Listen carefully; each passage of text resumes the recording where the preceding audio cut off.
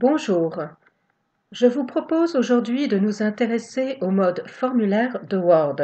Ce mode permet de concevoir des documents types et de les remplir aisément et rapidement en accédant qu'aux emplacements à renseigner. Ce type de document est particulièrement adapté à tout type de contrat, contrat de travail, contrat de prestation de services, de régie informatique ou bien encore par exemple au dossier de candidature. Bref, tous les documents types que l'on remplit de façon générale sur ordinateur. Nous allons découvrir cette fonctionnalité à travers un exemple concret, ici un dossier de candidature. Pour utiliser le mode formulaire, vous devez avoir affiché l'onglet développeur. Si tel n'est pas le cas, si vous ne savez pas comment procéder, rendez-vous sur mon site internet dans la rubrique sur l'article Faciliter le remplissage de vos documents, les outils de formulaire et cliquez ici sur Installer la barre d'outils développeur pour voir comment procéder pour afficher cet onglet. Donc, une fois l'onglet développeur accessible, cliquez sur cet onglet et vous avez ici une zone de contrôle. Nous n'allons pas utiliser les premiers contrôles que vous voyez ici sur la barre d'outils et qui ressemblent à s'y méprendre à ceux que nous allons utiliser car ils sont très restrictifs. Par exemple, les champs zone de texte ne permettent pas, comme nous allons le voir avec le mode formulaire, de formater ni des nombres ni des dates. Donc c'est beaucoup plus restreint. J'aurai l'occasion de vous présenter cette fonctionnalité ici dans un autre sujet. Pour l'heure, nous allons donc nous intéresser au mode formulaire qui est accessible à travers la petite icône valise ou boîte à outils ici. Donc vous cliquez sur cette petite icône et ici vous avez les outils de formulaire hérité. En dessous vous avez autre chose, ce sont les contrôles ActiveX qui ressemblent à ceux qui figurent ici directement accessibles sur la barre d'outils et également à ceux placés juste au-dessus. Donc soyez particulièrement vigilants. Ceux que nous allons utiliser ici sont ceux du formulaire hérité. Ces icônes sont au nombre de 6. Nous avons ici une zone de texte, ici une case à cocher, ici ce qui va nous permettre d'ajouter des listes déroulantes. Ici, cette icône va nous permettre de rajouter des zones pour regrouper plusieurs champs, des cadres en fait, pour regrouper à l'intérieur visuellement plusieurs options par typologie. Ici, nous allons pouvoir régler ou pas l'affichage de l'ombrage et ici, nous pouvons réinitialiser une zone de contrôle. La première étape va consister à placer tous nos contrôles sur notre document Word aux emplacements ad hoc. Donc, par exemple, nous allons les prendre dans l'ordre. Ici, nous avons d'abord la date. Donc, je place mon curseur à l'endroit où je dois en principe saisir cet élément. Je vais activer donc mes éléments, mes contrôles de formulaire et vous le voyez, j'ai le choix donc entre 3 éléments. Une zone de texte, des cases à cocher, ce qui n'est pas approprié ici, ou la liste déroulante qui n'est pas appropriée non plus. Donc le seul contrôle qui puisse être adapté au cas de figure que je rencontre actuellement, c'est la zone de texte. Donc je vais sélectionner cet élément et donc elle s'insère dans mon document. Probablement que sur votre écran, vous avez peut-être un ombrage gris qui indique la zone de texte. Ce n'est pas le cas sur mon écran malheureusement. Donc une fois le contrôle inséré, je vais double-cliquer dessus pour accéder aux paramètres. Et vous voyez que pour chaque type de contrôle, je vais avoir des paramètres qui vont varier en fonction de la nature du type de contrôle. Pour un texte, j'ai la possibilité de choisir entre un nombre, une date, date du jour, heure du jour ou calcul. Ici, donc, je veux insérer une date, donc je vais sélectionner l'option date. L'option longueur maximale ici n'est pas pertinente dans ce cas de figure, de même que la date par défaut. Il est rare qu'on indique une date de démarrage, sauf peut-être pour les contrats. Par contre, le champ le plus pertinent est le champ format. Ici, vous voyez que j'ai pas mal de propositions pour pouvoir formater la date qui va être saisie. Par exemple, je veux coder ma date sous la forme jour, mois et année, année sur 4 chiffres. Donc, je vais appliquer le format que je souhaite. Ici, nous avons des éléments qui vont être communs à toutes les boîtes de dialogue. Nous avons la possibilité de rattacher tous les contrôles à des macros, soit lorsque le contrôle reçoit le focus, c'est-à-dire on clique sur le contrôle en question, par exemple le champ date. Dès que j'arrive sur le champ date, ici, si au démarrage il y a une macro qui est indiquée, eh bien, elle se déclencherait automatiquement. À la sortie, ça veut dire que lorsque je vais quitter cette zone pour aller au prénom, qui est la zone suivante, eh bien, la macro se déclencherait.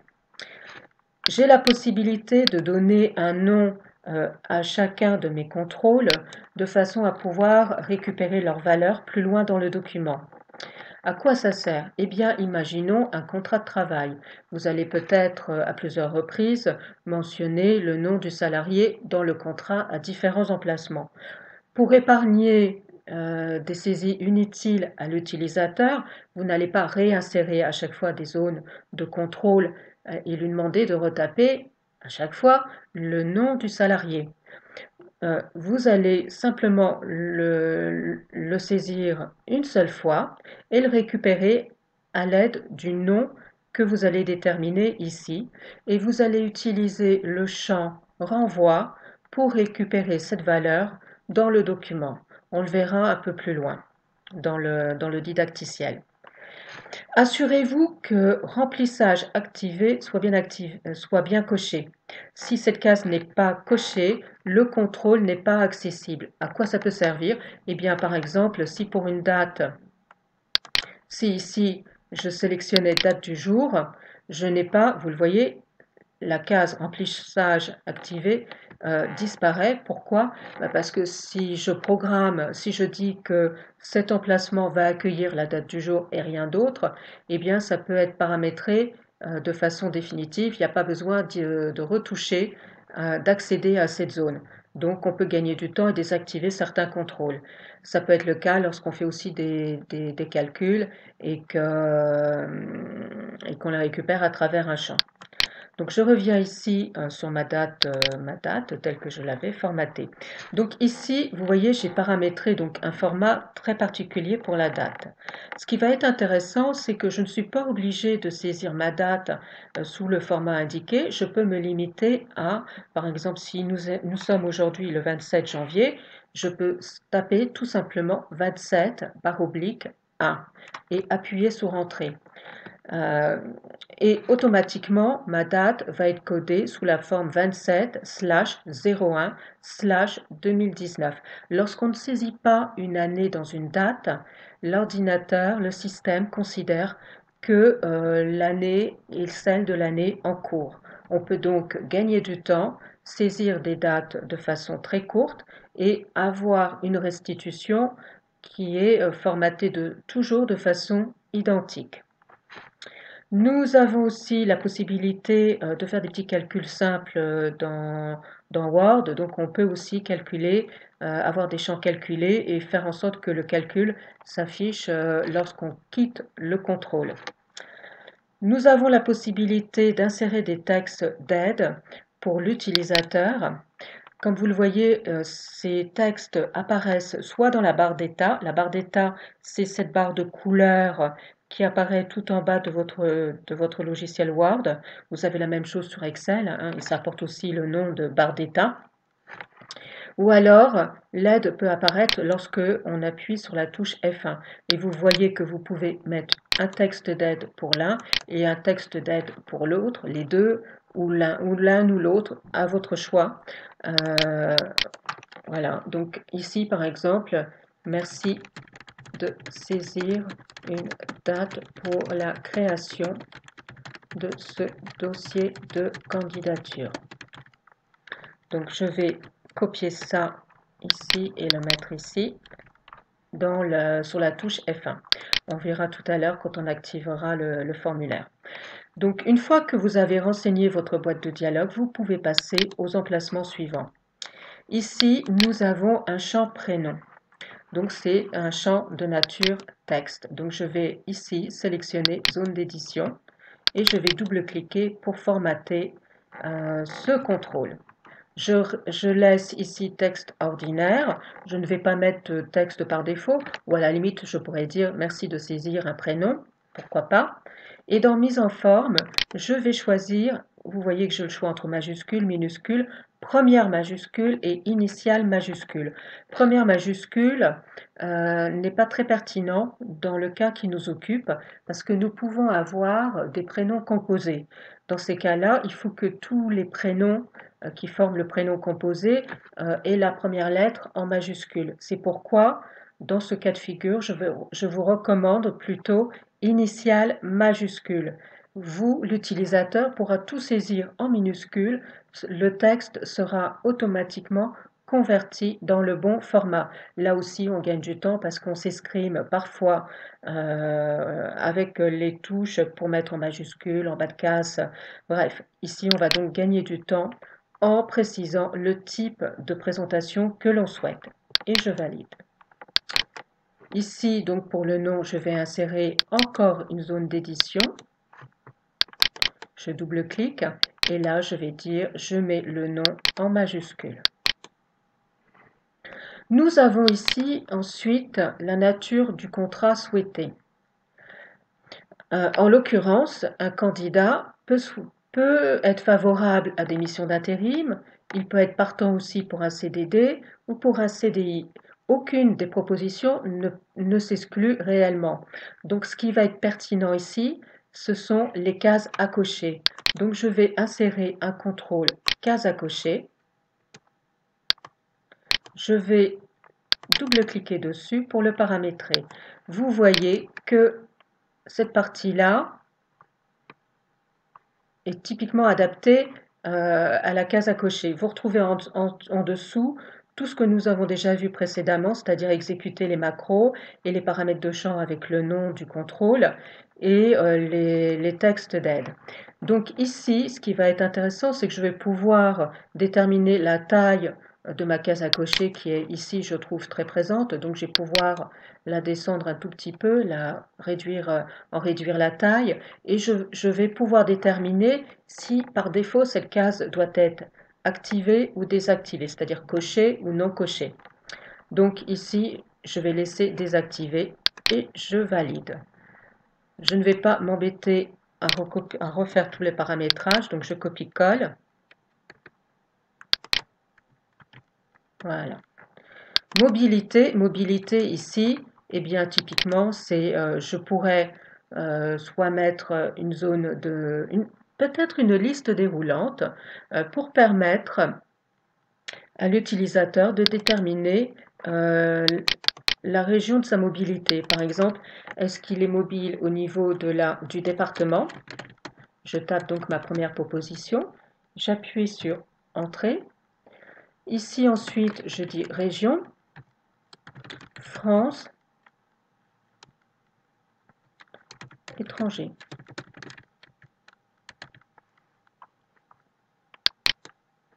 J'ai la possibilité de réagencer chacun de ces éléments à l'aide des petites flèches, des petits curseurs haut et bas. Si je clique sur haut, par exemple, vous voyez que je fais remonter le paramètre en question. Je peux le déplacer ou le remettre comme je souhaite. Je peux aussi supprimer un élément de ma liste en le sélectionnant. Je clique pour le rajouter et donc après on retrouve les éléments classiques que nous avons déjà vus. OK. Disponibilité, ici je vais insérer une zone de texte. Langue. Pour les langues, eh bien, nous avons 4 propositions, scolaire, opérationnel, courant ou bilingue. Typiquement, c'est comme pour la mobilité, en principe, quand on choisit une option, on exclut toutes les autres. Donc ici, il va être plutôt pertinent d'utiliser une liste déroulante et donc d'insérer les différents éléments scolaires. Oups.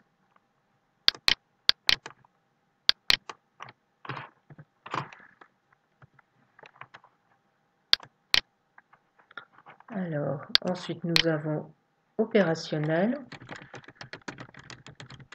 courant, bilingue.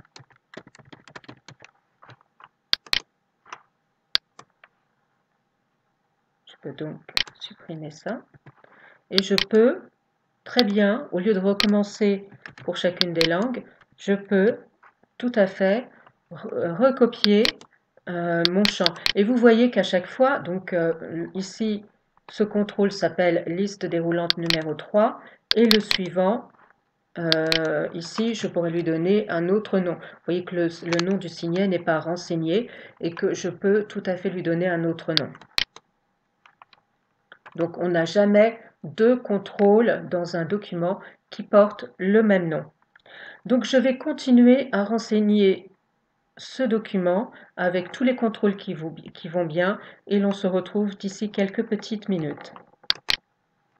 Bien, j'ai donc inséré les différents contrôles dans mon document et il me reste maintenant deux choses à finaliser. Tout d'abord, nous sommes toujours dans un document Word, tout ce qu'il y a de plus classique pour l'instant, puisque je peux modifier, sélectionner tous les éléments, modifier, remplacer, supprimer des choses. Donc je ne suis pas encore en mode formulaire. Ok.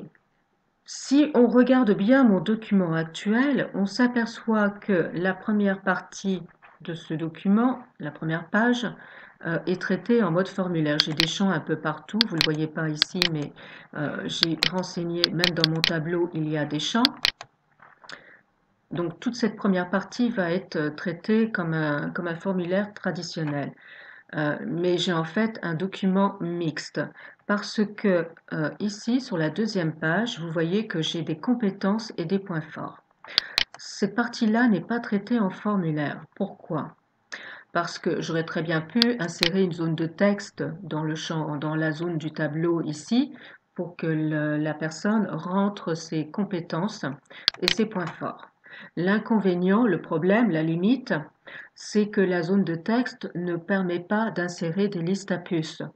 Or, pour les compétences et pour les points forts, c'est plus facile, beaucoup plus lisible quand on les met sous forme de listes à puces.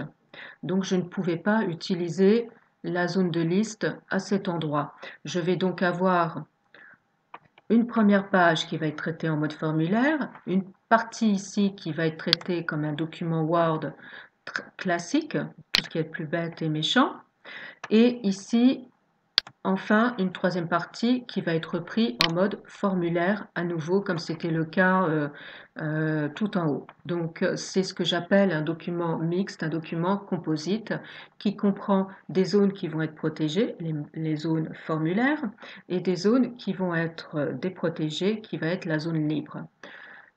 Pour vous donner un autre exemple compréhensible, dans un contrat de travail, on peut avoir des clauses qui sont modifiées de façon régulière parce qu'elles sont très spécifiques. Je pense notamment aux clauses que l'on peut rajouter dans un contrat pour les commerciaux, avec des clauses de secteur, des clauses de commission, ce type de choses.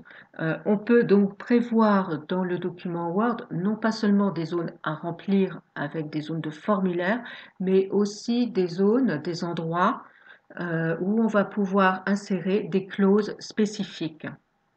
C'est ce qu'on va appeler donc un document composite. Pour que Word fasse la différence entre les différentes zones de notre document, on va encadrer les zones qui changent à l'aide de sauts de section continue. Donc, pour reprendre le cas qui nous occupe ici, la zone que je vais délimiter, c'est cette zone-ci. donc qui commence au-dessus du tableau compétences acquises et qui s'achève juste ici, puisqu'après on rebascule à nouveau en mode formulaire. Donc juste avant, ici, je me positionne ici et je vais, peut-être ici même, ça n'a pas d'importance du moment que je suis juste au-dessus, je vais donc aller dans l'onglet mise en page, saut de page et sélectionner continue ici dans la zone saut de section. Donc j'ai inséré en principe une zone de section, je vérifie, oui, elle est bien là, hein, je la vois. Je descends ici et je rajoute donc une nouvelle zone pour arrêter ma zone délimitée. Voilà, ici donc j'ai bien mon saut de section, ici et là. Donc tout ça va pouvoir être modifié librement. Donc je me remets, je vais masquer les caractères cachés, voilà, ok. Je vais à présent afficher le mode formulaire. Donc pour cela, j'ai deux possibilités. Soit j'active l'onglet développeur, soit j'active l'onglet révision. Chacun d'entre eux possède un bouton restreindre la modification. Ici, c'est celui du mode révision. Et ici, vous avez celui du mode développeur. Les deux sont strictement identiques. À vous de choisir ce que vous mémorisez le mieux. Donc je vais activer ici. Et ici, donc, j'ai une série d'options et vous voyez que j'ai la possibilité de restreindre la mise en forme, c'est-à-dire les styles. Hein, vous le voyez ici, c'est indiqué. C'est pas du tout ce qui m'intéresse. Là, je m'intéresse pas du tout à la présentation de mon document. Je m'intéresse au contenu et aux modifications. Je ne veux pas qu'on puisse modifier le contenu de mon document. Je veux simplement qu'on aille aux endroits où il y a des choses à remplir.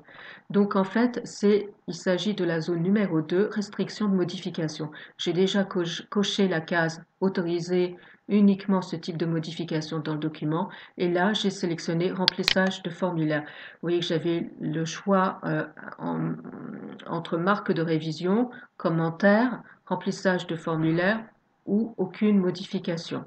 En l'occurrence, donc, je veux n'autoriser que le remplissage de formulaire. Je ne vais pas tout de suite activer la protection parce que je ne veux pas j'ai un document qui est composite, donc je ne veux pas le brider en intégralité, je veux le brider à certains endroits. Donc pour ce faire, je vais cliquer sur sélectionner des parties et là, je vais indiquer les parties que je vais verrouiller. Je vais sélectionner la section 1, la section 3 et la section 4. Alors vous voyez, j'ai 4 sections alors qu'en fait, si je vais dans mon document, je n'ai que 3 zones. C'est parce que j'ai un en-tête de page qui va me servir, vous le voyez, à récupérer le nom et le prénom du candidat. Je vais y venir juste après. Donc en fait, quand on a un en-tête et un pied de page, il se peut que Word vous ajoute des sections. Alors, il faut tâtonner pour savoir quelle section on doit rendre active ou inactive. Pour cela, on n'a pas d'autre choix que d'activer la protection et d'y aller au cas par cas, de voir, de tester. Là, vous voyez que ici, cette partie-là est bien accessible. Je peux rentrer dans mon tableau et je peux taper dans mon tableau. Donc, j'ai bien ici désactiver la bonne section. C'était bien la section 2 de mon document. La section 3 correspond à mon en-tête et puis la section 4 correspond à la dernière partie de mon document. Juste avant, je vais ici dans mon en-tête vouloir récupérer le nom et le prénom du candidat. Alors je n'ai pas inséré de contrôle dans cette zone-ci parce que le nom du candidat et le prénom du candidat vont être renseignés par le candidat lui-même dans le document. Donc je ne vais pas lui demander de répéter à chaque fois des informations dont je dispose déjà. Pour récupérer cette information, je vais utiliser les signets. Pour ce faire, j'ai attribué un nom de signet au champ prénom. Ici, vous le voyez, donc ce signet s'appelle prénom. Et vous l'aurez deviné, le signet du champ nom s'appelle nom. Donc, je me positionne dans mon en-tête ici et je vais aller dans Insertion, Quick Part, Champ. Je vais sélectionner la catégorie Liaison et renvoi, puis Ref pour référence, faire référence à. Et en l'occurrence, ici, je vais faire référence au nom de mon candidat que je vais formater en majuscule. Ici, j'ai tous les champs, tous les contrôles, tous les noms des contrôles qui figurent dans mon document. Alors, vous voyez que je ne me suis pas cassé la tête, hein, je ne les ai pas tous nommés. Je n'ai nommé que ceux que dont je souhaitais récupérer les valeurs, en l'occurrence nom et prénom. Donc là, je vais donc insérer le nom que je vais séparer par un espace du prénom. Donc, je retourne dans Quick Part, Insertion, ici référence, prénom, initiale majuscule et je clique. OK, je sors de ce mode, voilà, donc je peux récupérer donc des informations qui existent déjà, je peux les récupérer n'importe où dans un document Word et je peux les récupérer autant de fois que nécessaire. Il suffit simplement donc de nommer, d'assigner un nom au contrôle et de récupérer ce nom à travers un signet de renvoi. Je vais maintenant activer la protection. Donc, je clique sur oui, activer la protection. J'ai la possibilité de protéger mon formulaire à l'aide de mots de passe. À vous de choisir si vous souhaitez aller jusque-là. Sachez que si vous oubliez votre mot de passe, vous n'aurez d'autre choix que de recommencer totalement votre document ou alors d'investir dans un petit logiciel payant qu'on peut trouver sur Internet et qui permet de retrouver les mots de passe des feuilles de calcul Excel et des documents Word. Mais soyez vigilants, hein, sachez-le, si vous oubliez votre mot de passe, vous n'aurez que cette solution, soit le logiciel payant, soit tout recommencer à zéro. Ok, j'active le mode formulaire et mon formulaire est activé. Je peux donc maintenant me déplacer dans le mode formulaire avec la touche tabulation. La touche tabulation, c'est la touche qui est à gauche de votre clavier, juste au-dessus de la touche verrouillage majuscule. Elle se présente sous forme d'une flèche qui pointe vers la gauche et une autre qui pointe vers la droite. Donc pour le champ date, rappelez-vous, j'avais défini un format très spécifique. Néanmoins, si je veux, je peux m'affranchir du format et saisir vraiment la date sous sa forme la plus limitée, par exemple le 7 avril. J'appuie sur tabulation pour aller au champ suivant et vous voyez que mon champ respecte la graphie que j'avais définie. Donc vous voyez que je n'ai pas du tout saisi 07 04 2019. J'ai fait au plus simple et au plus rapide. Pour le prénom, je vais donc écrire Marie-Louise. Hein, vous le savez, donc j'ai paramétré pour que les prénoms soient en majuscules, les initiales soient en majuscules. Pour le nom de famille, voilà, pareil, je ne m'occupe plus ni des minuscules, ni des majuscules, ni des formatages, des nombres. Pareil, un peu plus bas, vous avez ici le fixe que vous souhaitez. Eh bien, si je tape une rémunération, j'appuie sur tabulation, c'est automatiquement mis en forme. Donc, ça garantit une uniformité de forme dans tous vos documents. Ici, pour les listes à cocher, vous avez deux possibilités. Première possibilité, vous utilisez la souris pour activer ou désactiver les cases à cocher, ou bien, lorsque vous êtes sur le contrôle, vous pouvez utiliser la barre d'espacement pour activer ou désactiver les différents contrôles. Donc là, le candidat est intéressé par les trois. On va dire qu'il est intéressé que par les missions d'intérim et les CDD. Donc je désactive, voilà. Je passe ensuite à la liste déroulante et dans la liste déroulante, je peux choisir les différentes valeurs que je souhaite.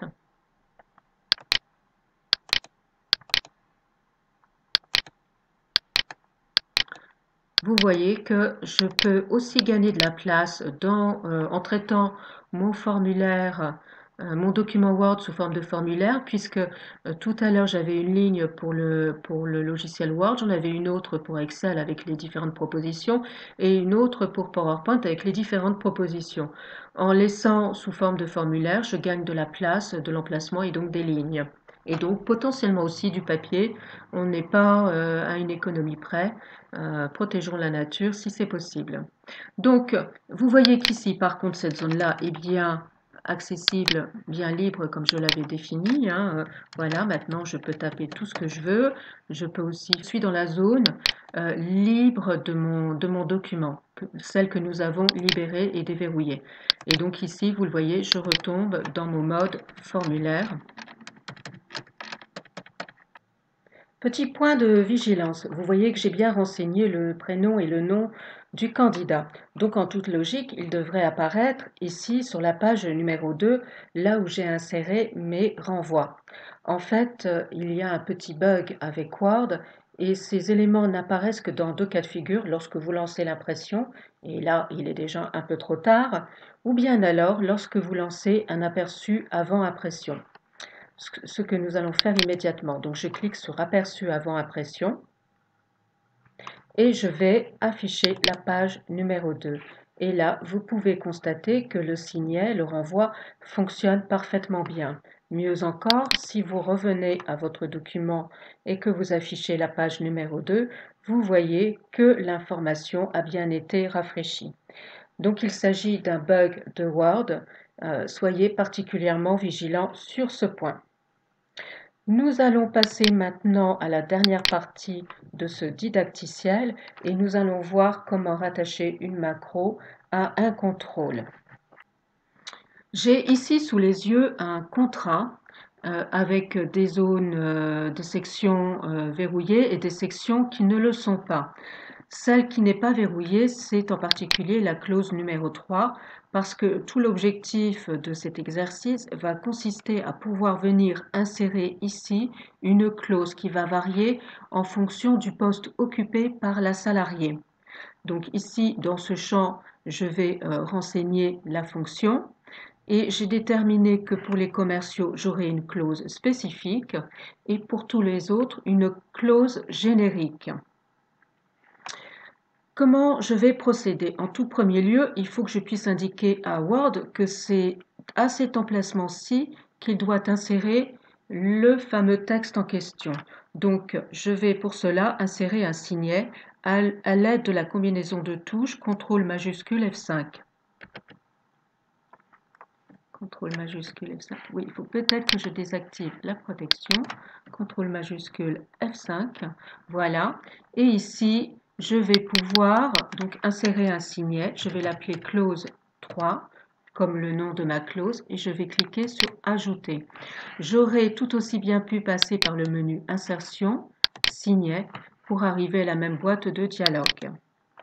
Donc cet emplacement est repéré à l'aide d'un signet. Ici, dans ma boîte de dialogue concernant ce contrôle, ce champ texte, j'ai affecté un nom de signet à ce contrôle pour pouvoir l'utiliser. Je l'ai nommé fonction et j'ai accroché une macro close à la sortie, c'est-à-dire qu'elle se déclenchera une fois que j'aurai rempli le champ correspondant, le champ fonction, et que j'aurai appuyé sur la touche tabulation pour quitter le champ. Donc, je vais activer ici le contrôle. Je vais vous montrer à présent la macro. Donc, elle est extrêmement simple. Donc, ici, à l'aide de l'instruction ActiveDocument.Form Fields, et entre parenthèses, entre guillemets, j'ai indiqué ici le nom du champ que je souhaite récupérer. Donc, c'était le champ, le contrôle fonction. J'ai mis point résulte pour dire que je voulais récupérer le résultat. Et tout ça, ça devient fonction. Ici, je vais sélectionner le cas de figure et tester le contenu de fonction. Dans le cas où fonction est égale à commercial au masculin ou au féminin, je me déplace au signet clause 3 et Après, j'insère le texte qui figure ici entre guillemets. Ceci est la clause spécifique pour les commerciaux.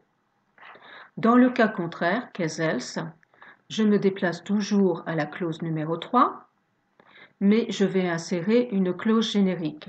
Alors ici, j'ai utilisé l'insertion de texte, parce que mon texte est très court, qui ne sert qu'à la démonstration.